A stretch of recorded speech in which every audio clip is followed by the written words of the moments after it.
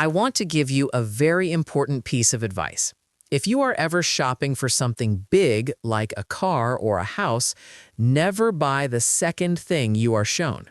If you do, you are likely falling into a trap. It is a trick that salespeople use to control your mind. They don't use magic, they use psychology.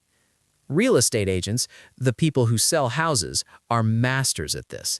They use a special method to make you spend more money than you planned. Here is how the trick works.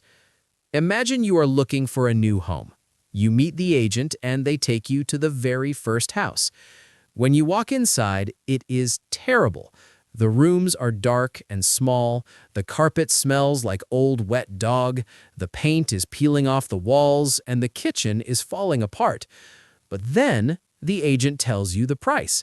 It is surprisingly high. You think to yourself, this house is garbage. Why is it so expensive? The agent knows you hate it. In fact, they wanted you to hate it.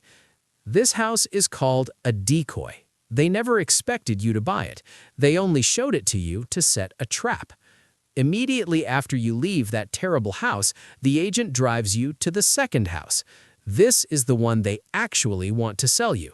You walk in, it is clean, the sun is shining through the windows, the kitchen is decent. Now, truthfully, this second house is just average. It is not a mansion, it is not perfect. But because you just came from that dark, smelly, overpriced house, this normal house feels like a palace. You breathe a sigh of relief.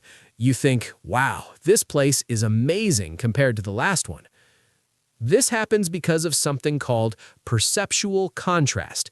That is a fancy way of saying that your brain has a hard time judging the true value of things. We don't judge things by themselves, we judge them by comparing them to what we just saw. If you lift a heavy rock and then pick up a textbook, the book feels light as a feather. But if you pick up a feather first, the book feels heavy. The book didn't change, your comparison did. The agent lowers your expectations with the first bad house so that the second, okay house looks like a great deal. So remember, when you choose that second house, you aren't really buying quality. You are just buying relief because it wasn't as bad as the first one. Don't let them trick you into paying a high price for an average thing. Always look at the third option before you decide. If you've not subscribed, you probably won't see us again. But if you are, congratulations, you're growing every single day.